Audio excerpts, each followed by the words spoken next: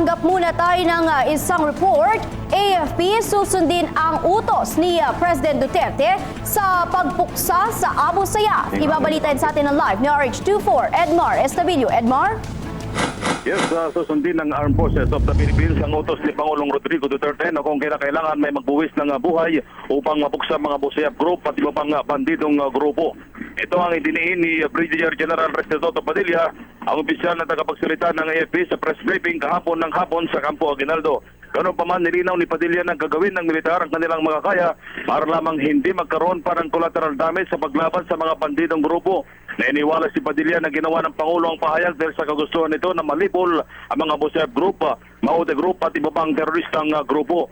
Kasabay nito, inihayag ni Padilla na determinado si AFP Chief of Staff General Eduardo Año na tatapusin sa loob ng 6 na buwan ang pamamayagpag ng mga banditong grupo na nasa likod ng kaguluhan sa Mindanao. Yan ang DCRH News. Edmar Estabillo, RH24, naglilingkod sa pagbabalita.